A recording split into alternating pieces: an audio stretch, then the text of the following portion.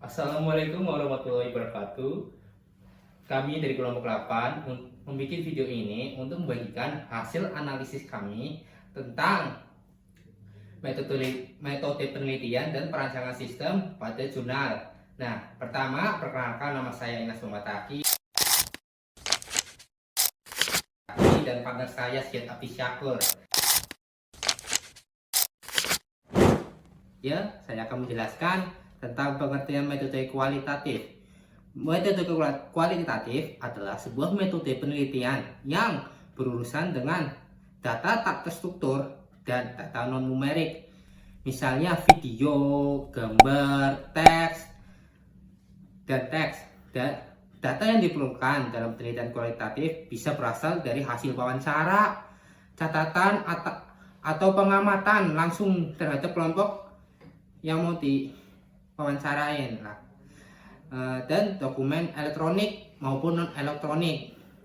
Metode kualitatif biasanya diterapkan pada penelitian ilmu sosial dan bidang-bidang terapan lainnya seperti kedokteran, pendidikan, perpustakaan maupun sistem informasi. Nah, metode ini juga diterapkan untuk riset pasar maupun bidang yang berkaitan dengan interaksi manusia atau komputer. Saya juga akan menjelaskan pengertian metode kuantitatif. Metode kuantitatif biasanya menitik beratkan pada pengumpulan dan analisis data numeris untuk mendeskripsikan, menjelaskan, memprediksi, atau mengendalikan pengubah yang sedang diteliti. Saya di sini akan menjelaskan SDLC. SDLC atau yang disebut Software Development Life Cycle adalah proses pengembangan atau pengubahan suatu sistem perangkat lunak dengan menggunakan model-model atau metodologi yang digunakan orang untuk mengembangkan sistem-sistem perangkat lunak sebelumnya. Agile adalah metode merupakan pengembangan dengan cara incremental, pengembangan secara bertahap melalui proses pengulangan, di mana pengulangan yang dilakukan secara berskala kecil dan khas atau memiliki karakteristik yang sama. Pengertian prototype. Model prototype atau purwa rupa termasuk dalam kategori pengembangan ditambahkan secara bertahap dan dapat digunakan untuk menyambungkan ketidakpahaman pelanggan mengenai hal teknis dan menjelaskan spesifikasi kemampuan yang diinginkan pelanggan kepada pengembangan perangkat lunak. Atau dengan kata lain, pelanggan dapat jadi orang yang tidak memahami mengenai perangkat lunak, sehingga perlu adanya sebuah contoh tampilan yang dapat membuat pelanggan terbayang akan perangkat lunak yang akan dikembangkan. Model prototipe cocok digunakan untuk menjabarkan kebutuhan pelanggan secara lebih detail, karena pelanggan seringkali kesulitan menyampaikan kebutuhan secara detail tanpa melihat gambar yang jelas. Oke semua, sekarang kita mulai membahas metode penelitian yang digunakan dalam 6 jurnal ini. Ya, ada 5 jurnal yang menggunakan metode kuantitatif dan 1 jurnal yang menggunakan metode kualitatif. Bisa kita perinci? Tentu, mari kita mulai dengan jurnal pertama. Jurnal ini berjudul Pengukuran Ketinggian Permukaan Air Sungai menggunakan prinsip berbasis microcontroller Atmega 328. Apa saja ciri-ciri metode kuantitatif yang digunakan? Ada beberapa ciri. Pertama, jurnal ini menggunakan alat ukur, yakni sensor tekanan BMP 085 dan pengumpulan data bersifat numerik. Lalu ada kalibrasi dan pengujian alat, di mana hasilnya dibandingkan dengan nilai standar seperti MISTAR kalibrasi. Akhirnya, data diolah dengan analisis regresi linear untuk mendapatkan hasil yang akurat. Jadi pendekatan ini menunjukkan metode eksperimental, bukan? Betul sekali. Selanjutnya, jurnal kedua tentang sistem pengukuran ketinggian air sungai berbasis Deteksi Tepisobel juga memakai metode kuantitatif. Bagaimana ciri-cirinya? Di sini, data dikumpulkan secara numerik dengan mengukur ketinggian air menggunakan deteksi tepi sobel. Penelitian juga melakukan eksperimen berulang dengan berbasis skenario seperti siang dan malam atau kondisi air jernih dan keruh, lalu mengevaluasi performa menggunakan RMSE. Maka, jurnal ini juga mengaplikasikan metode eksperimental karena adanya pengujian dan evaluasi statistik. Tepat, kita lanjutkan jurnal ketiga yaitu sistem monitoring ketinggian air sungai berbasis IoT. Apa metode yang digunakan juga eksperimental? Iya, data yang dikumpulkan secara numerik dengan sensor ultrasonik MB7076. Penelitian ini melibatkan pengujian dan kalibrasi yang dilakukan berkali-kali, bahkan hingga 50 kali pengujian, menunjukkan penggunaan instrumen yang sistematis. Menarik dan memang terlihat sangat terukur. Sekarang ukuran jurnal keempat, sistem penyiraman tanaman otomatis berbasis Arduino. Apa yang membedakan metode kualitatif ini? Di sini, data diperoleh dari sensor kelembapan tanah, menghasilkan angka spesifik, ada eksperimen terstruktur, di mana alat diuji dan setiap komponennya dievaluasi secara terukur. Metode ini juga masuk dalam kategori eksperimental. Sangat jelas. Lalu, satu-satunya jurnal kuantitatif yang yakini otomasi dan IoT pada pertanyaan cerdas, bagaimana pendekatannya? Pendekatan jurnal ini lebih ke literatur, di mana peneliti meninjau berbagai penelitian sebelumnya.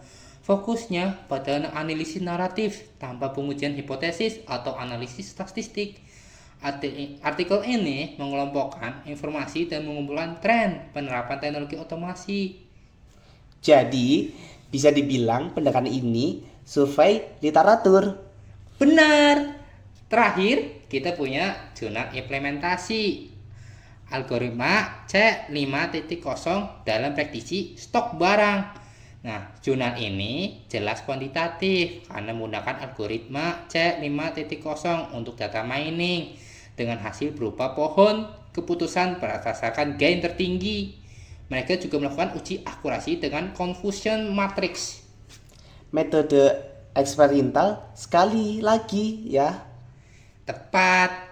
Jadi, dari analisis ini, metode eksperimental dominan di 5 jurnal, sementara satu menggunakan survei literatur kualitatif. Nah, sudah paham kan dari perbedaan semua 6 jurnal ini? Apa metode kualitatif, kuantitatif, dan eksperimental, dan atau survei? Sudah paham? Paham. Mari kita diskusikan analisis percakapan sistem dari 6 jurnal yang ditinjau. Ada 4 jurnal yang menggunakan model prototype, 1 jurnal yang menggunakan model SDLC, dan 1 jurnal yang tidak menggunakan metode perancangan sistem tertentu. Kita mulai dari yang menggunakan prototype ya. Baik, kita mulai dari jurnal pertama. Pengukuran ketinggian permukaan air sungai menggunakan prinsip tekanan berbasis microcontroller Atmega 328. Apa ciri-ciri perancangan sistem prototipe di sini? Di jurnal ini, penelitian merancang dan menggunakan alat basis microcontroller dan sensor tekanan BMP085. Mereka melakukan kalibrasi dan pengujian di lapangan, seperti di pintu air Wonorejo untuk mengevaluasi akurasi dan performa alat. Data hasil pengukuran juga dibandingkan dengan metode standar menuju pendekatan prototipe yang interaktif. Jadi, ada fokus pada perancangan dan pengujian bertahap ya. Nah, selanjutnya bagaimana dengan jurnal kedua? Sistem pengukuran ketinggian air sungai berbasis deteksi Tepisobel. Di sini, model prototype diterapkan untuk mengembangkan algoritma deteksi tapi Sobel. Penelitian membuat purwa-perupa yang diuji dalam berbagai skenario seperti siang dan malam, serta kondisi air yang berbeda. Performa algoritma dievaluasi dengan perhitungan kesalahan RMSE dan hasil diuji di sungai nyata. Proses iteratif seperti itu memang sangat khas model prototype. Bagaimana dengan jurnal ketiga, sistem monitoring ketinggian air sungai berbasis IoT? Peneliti merancang sistem berbasis IoT menggunakan sensor ultrasonik dan modul SIM 800L, kalibrasi sensor, dan pengujian data real time dilakukan, termasuk pengiriman data ke platform web. Evaluasi sistem dilakukan dalam berbagai skenario untuk memastikan performa optimal. Sepertinya pendekatan yang mereka ambil juga berbasis pada pengembangan dan pengujian bertahap.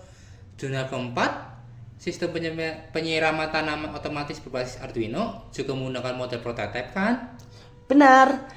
Di jurnal ini, sistem penyiraman otomatis dikembangkan secara bertahap, mulai dari desain, pembuatan, hingga pengujian. Setelah semua komponen dirakit, peneliti melakukan pengujian berulang dalam berbagai kondisi kelembapan untuk memastikan alat berfungsi sesuai desain. Prototipe disesuaikan dan dikembangkan secara interaktif hingga mencapai performa yang diinginkan. Sangat menarik. Nah, jurnal kelima, otomasi dan Internet of Things atau IoT pada pertanian cerdas tidak menggunakan model prototipe SDLC atau Agile ya? Betul. Jurnal ini lebih berfokus pada kajian pustaka yang meninjau berbagai peneliti terkait teknologi IoT dan otomatis di pertanian. Tidak ada pengembangan atau perancangan sistem yang diterapkan di sini karena utamanya adalah analisis literatur.